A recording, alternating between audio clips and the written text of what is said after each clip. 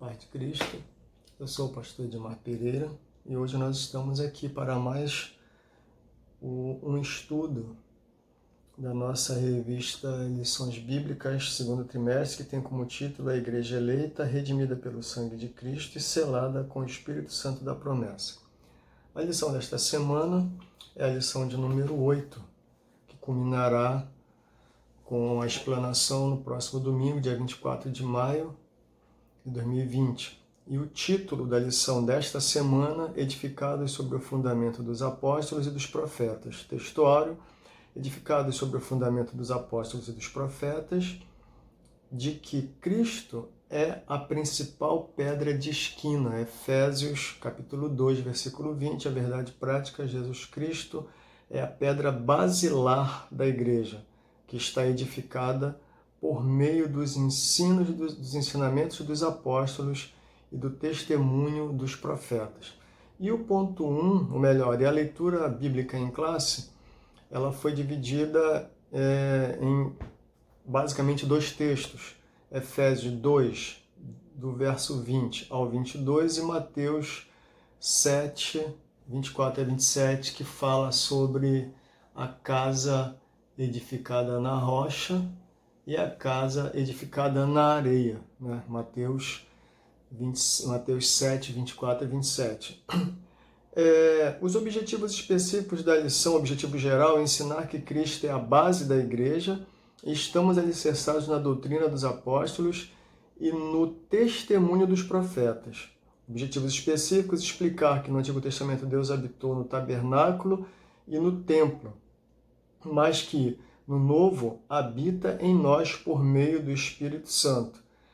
Apresentar o fundamento da igreja como a doutrina dos apóstolos e testemunho dos profetas, refletir que somos templo do Espírito Santo e devemos viver em santidade. E nós já partimos para a introdução, que diz: por meio da reconciliação efetivada na cruz, Cristo formou a igreja. O apóstolo Paulo a compara com um edifício em construção. A pedra angular dessa edificação é Cristo, e o fundamento é a doutrina dos apóstolos e o testemunho dos profetas. Assim, há o propósito divino de que sejamos o templo santo do Senhor, a morada do Altíssimo.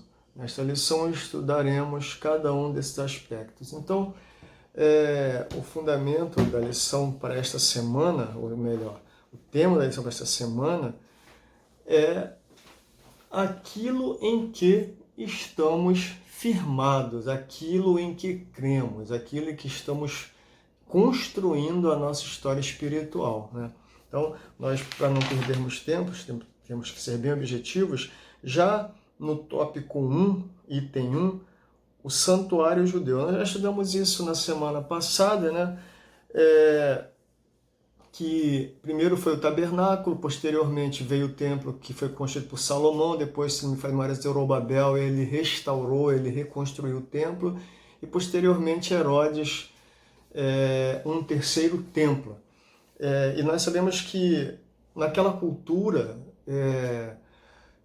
a ideia que eles tinham é que Deus estava habitando no templo, naquele local ali. Evidentemente que Deus não habita em templos, em locais de construção. Ele habita em nós, ele habita nas pessoas, né? Nos seres humanos, naqueles que abrem o seu coração. Tem um texto lá em Apocalipse que fala: eis que estou à porta e bato, né? Se alguém abrir a porta, entrarei, cearei, né? Então, a ideia do templo em si, de que Deus habita em templo, ali Deus ele colocou o seu nome. É isso que a palavra fala, Deus colocou o seu nome. Mas habitar efetivamente, isso é um tanto quanto controverso, né? E aí nós estudamos aqui no item 1, o santuário judeu. Sabemos que naquele santuário só quem podia entrar eram aqueles que os circuncidados, os judeus genuínos, mas nós, os estrangeiros, os gentios, não tínhamos acesso a isso, não tínhamos acesso a este local. E o item 2, o santuário cristão. Lembra Salomão que o templo em Jerusalém não poderia conter a glória de Deus. Você pode encontrar lá em 1 Reis, capítulo 8, verso 27. O Altíssimo não habita em templos feitos por mãos de homens. Atos 7, 48.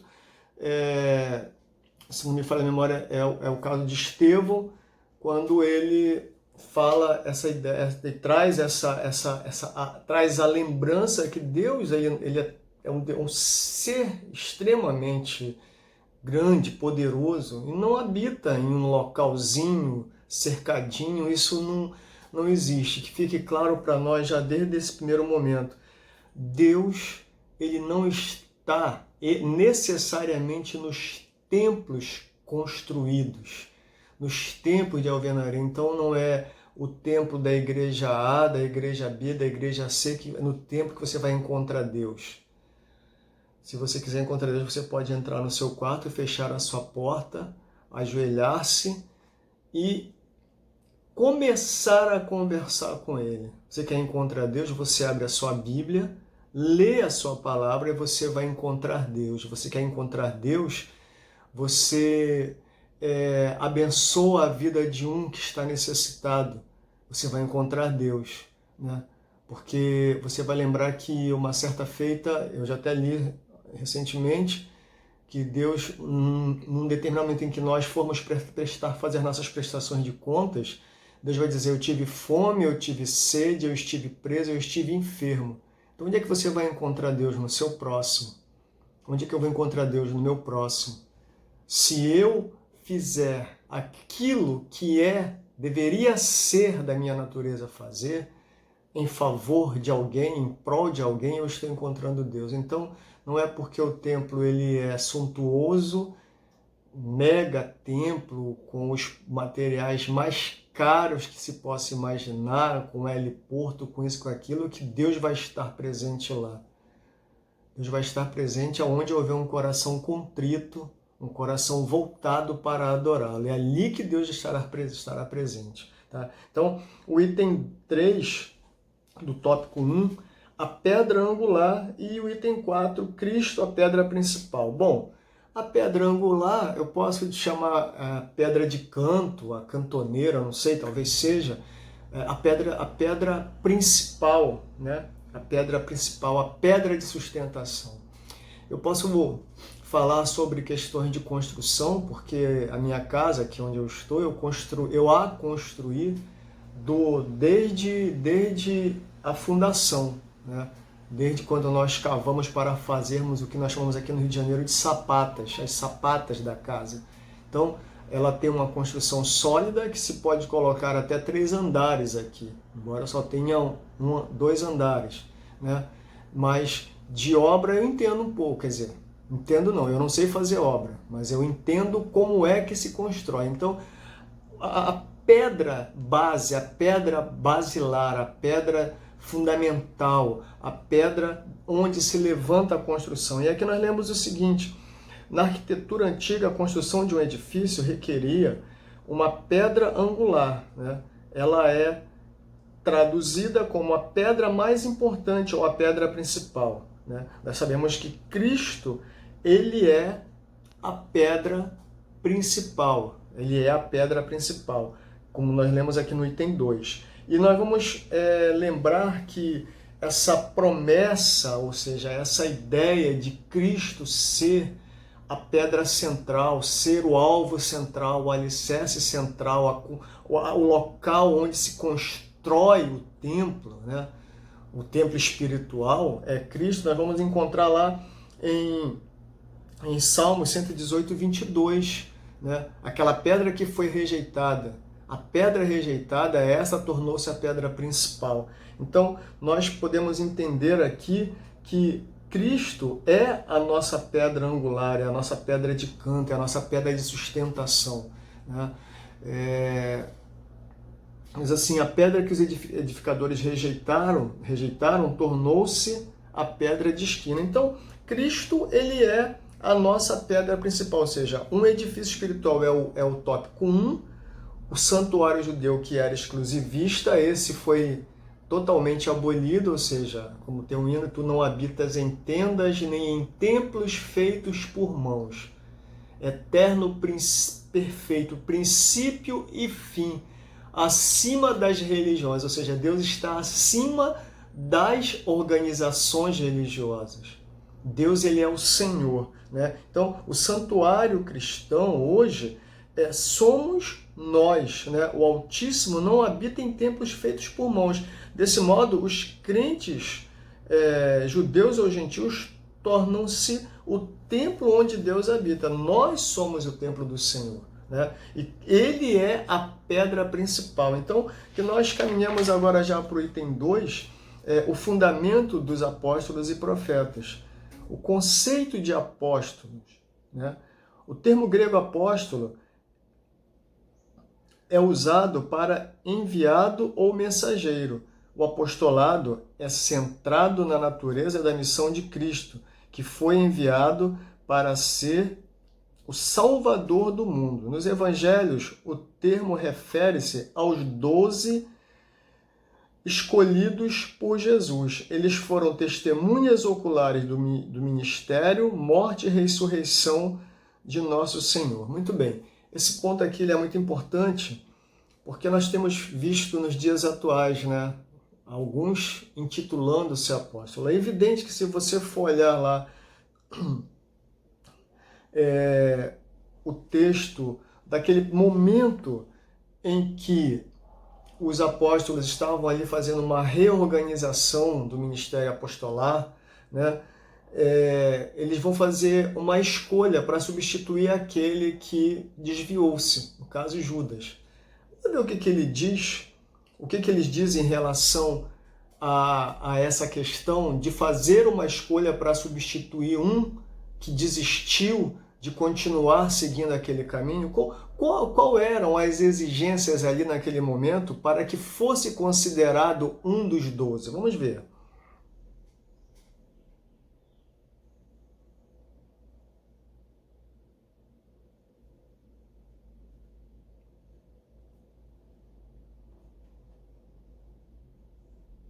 Diz assim: é necessário, pois, que dos varões que conviveram conosco todo o tempo em que o Senhor Jesus entrou e saiu dentre nós, começando desde o batismo de João até ao dia em que dentre nós foi recebido em cima, um deles se faça conosco testemunha da sua ressurreição. Então, quais eram os elementos exigidos naquele momento ali? Dos que conviveram conosco, né?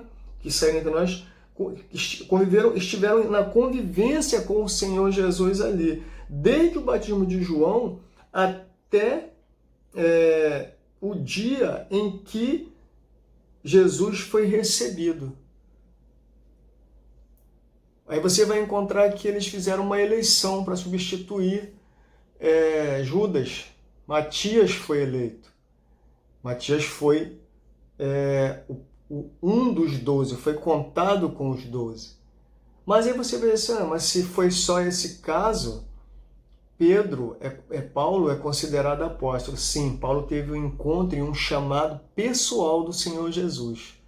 Então, ele esteve com Jesus, Jesus já glorificado, né? Jesus já tendo subido aos céus, em visão ele aparece a Paulo, chama-o para que ele exerça uma atividade de evangelização, ou seja, ele é enviado a pregar a reis, aos gentios, a pessoas que não aquelas as quais os judeus ali, os apóstolos que andaram com Jesus estavam pregando. Ele é chamado para ministrar para outros fora daquela comunidade judaica. Então, Paulo, ele é considerado apóstolo porque o próprio Cristo chamou. E aí você vai encontrar também uma outra exceção em que possivelmente Barnabé e Tiago também foram chamados apóstolos. Possivelmente mas eles, em tese, teriam sido comissionados pelos apóstolos que estiveram com Jesus, né? Comissionados pelos apóstolos que estiveram com Jesus. Não é o que acontece nos dias atuais, né? Então nós sabemos que hoje essas denominações eclesiásticas, elas têm uma outra finalidade, né? apóstolos, bispos, coisas que até recentemente não existiam no nosso ambiente pentecostal, né? Quando eu digo ambiente pentecostal, não estou me referindo apenas à Assembleia de Deus, mas àqueles que abraçam a linha pentecostal.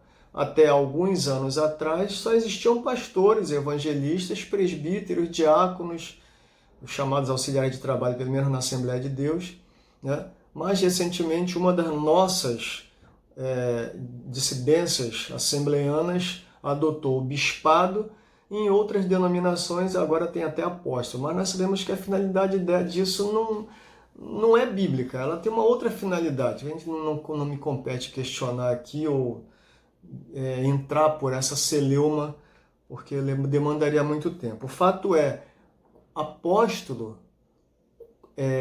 como está na Bíblia, são aqueles que foram comissionados diretamente pelo Senhor Jesus. Então, ninguém herdou o apostolado daqueles, né? Isso cessou. Então, nós vemos aqui o conceito de apóstolo, né? O apóstolo é enviado ou mensageiro, né? Ele é enviado. O Senhor falou, ide por todo mundo pregar o evangelho a toda a criatura. O Senhor os comissionou. Eles foram comissionados a pregar o evangelho. Ide ensinar, ide pregar, né? Então, o Senhor os comissiona a que façam a obra para a qual Ele os havia convocado.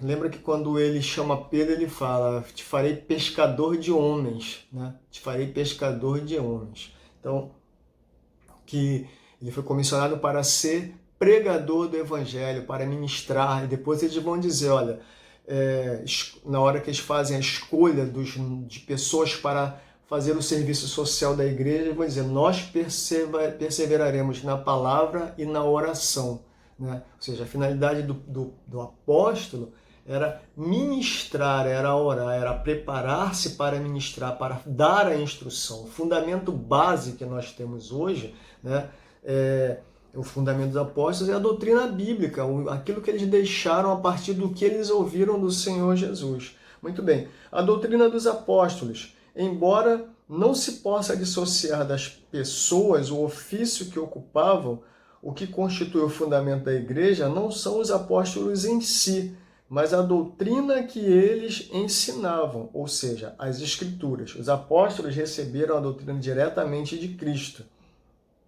né? Então, nós vemos aqui, eles foram instruídos por Cristo, eles receberam de Cristo o ensinamento, tudo aquilo que nós temos hoje, Mateus, Marcos, Lucas, João. Nós temos depois 1ª, 2ª e 3ª João, né? Paulo, ele recebeu, nós temos as cartas paulinas, né? Uma quantidade, temos o Apocalipse de João, então as cartas paulinas, ou seja, as mensagens, as instruções que nós temos, eles receberam do Senhor Jesus. Eles foram orientados, foram instruídos pelo Senhor Jesus para que nós fôssemos agraciados. O testemunho dos profetas. A palavra grega profeta significa proclamador, intérprete da revelação divina. A ordem da frase em Efésios, apóstolos e profetas, indica que tratar-se dos apóstolos da igreja e não os do Antigo Testamento. Nós é bom estarmos atentos a esse texto aqui, para que também não façamos uma confusão com o que nós vemos hoje, nos dias odiernos, né? Muitas pessoas intitulando-se vasos, profetas. Aqui no Rio de Janeiro nós temos, de vez em quando, passamos por igrejas que colocam nos seus banners ali, encontro de vasos, né? Esse profetas aqui era aquele camarada que trazia uma mensagem que era eminentemente vinda do trono da graça de Deus, era bíblica, era uma interpretação bíblica, uma instrução bíblica, era uma instrução que não era contestável, né? Então, você vai observar aqui que quando ele fala de profetas, você vai ver Paulo lá em Atos, na igreja de Antioquia, haviam os chamados doutores e profetas, né? Esses profetas não eram aqueles que viviam dando profetadas, como nós vemos nos dias atuais, né? O camarada diz que você vai alcançar alguma graça e você fica naquela confiança, mas não foi Deus que falou. Então, aqui, a finalidade principal aqui era a profecia. A palavra de Deus é a profecia por excelência, né? Quando a palavra está sendo ministrada, qualquer possibilidade de profecia extra-bíblica, ela perde a importância, a menos que seja um caso extremamente inadiável, né? Eu costumo dizer que para você atrapalhar uma pregação bíblica para trazer uma profecia, é uma responsabilidade sem precedente, né? Eu entendo que para interferir numa pregação bíblica, das duas, uma. Ou o pregador não é digno de estar naquela posição, ou naquele momento algo está acontecendo tão grave que o Espírito Santo precisa intervir. Mas fora isso, qualquer um que se levanta para trazer profecias na hora da pregação, no mínimo ele não tem sabedoria espiritual, né? Não tem sabedoria espiritual. A pregação bíblica, a palavra de Deus, ela é a profecia por excelência. Então, qualquer pregador, qualquer profeta, né? Qualquer profeta que se levante no meio da pregação para interferir na pregação, essa pessoa ela está precisando de educação espiritual. Me faz lembrar um vídeo que eu vi recentemente do pastor Elianai Cabral contando que ele foi numa igreja que ele tentou pregar por quase meia hora e não conseguiu pregar, né? Porque toda hora que ele começava, ele dar a introdução da sua mensagem, levantava-se um e a igreja parava, todo mundo parava, porque o camarada corria e entregava o microfone lá para o profeta. Até que ele perdeu a paciência, né? E falou para o pastor, pastor, quando é que eu vou pregar? Ele falou mais ou menos isso, né? Será que agora eu posso pregar? Eu vou poder pregar? Né? E aí ele foi tido como um pastor daqueles frios, né? Mas pastor Elianai Cabral dispensa qualquer comentário, né? É uma das personagens assembleanas que dispensa qualquer comentário. Então, é exatamente isso. Pessoas que não têm educação espiritual estão precisando ser instruídas biblicamente, para que elas entendam que a profecia por excelência é a profecia bíblica, é a mensagem bíblica. E aí nós vemos aqui, mais adiante, Paulo assegura que a compreensão do mistério que no passado estivera oculto, de que os gentios tinham igual posição no corpo de Cristo e eram participantes da promessa, foi revelada pelo Espírito aos profetas do Novo Testamento. Assim, os profetas neotestamentários que falaram inspirados pelo Espírito Santo perfazem o alicerce da Igreja de Cristo. Então, esses profetas que trouxeram, que deixaram um legado espiritual para nós, é bom nós termos atenção também que eles foram inspirados pelo Espírito Santo, né? Eu posso dizer, Pedro foi um profeta, Paulo foi um profeta, por que não dizer, né? E que fique claro, essa chamada inspiração, ela encerrou o cânon sagrado, está fechado. Qualquer mensagem tida como profética que venha hoje para dentro das nossas igrejas, se não estiver respaldado pelo que está aqui, esta mensagem ela é carente de confirmação espiritual, né?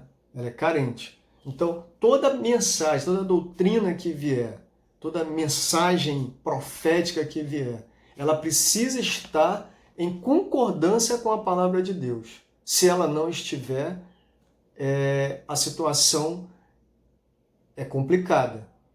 Então nós temos que estar atento aos profetas de hoje que chegam nas igrejas. Porque tem muitos profetas que hoje chegam aí e quando eles vão embora, eles deixam um rastro de destruição nas nossas igrejas.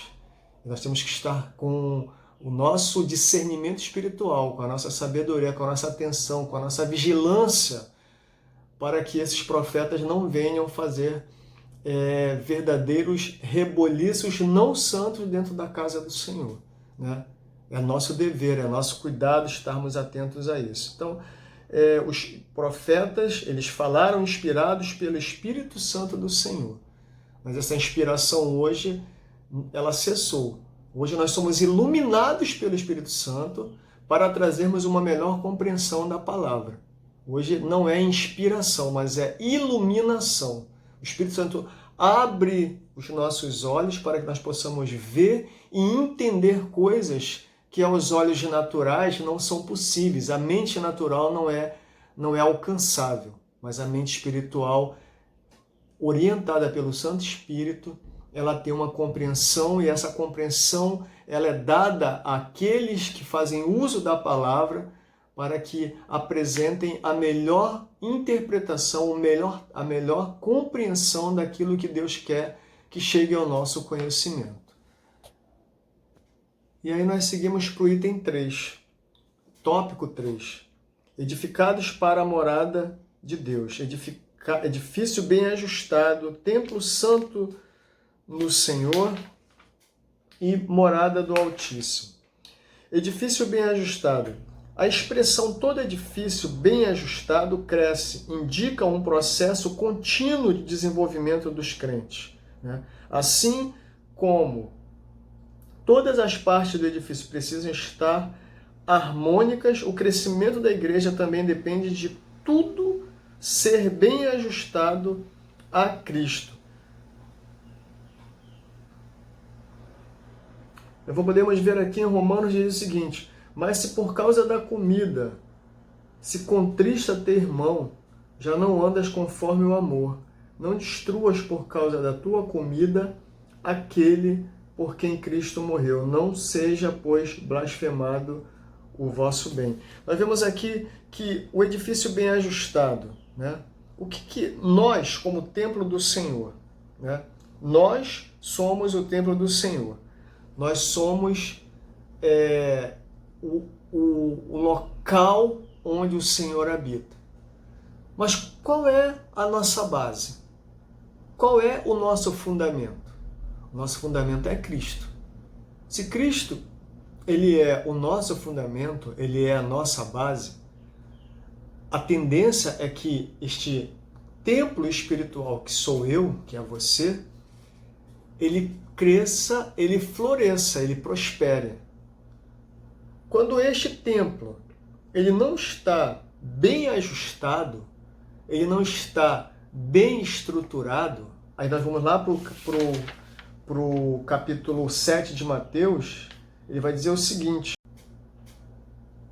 aquele que ouve estas minhas palavras e não as cumpre, compará-lo-ei ao homem insensato que edificou a sua casa sobre a areia.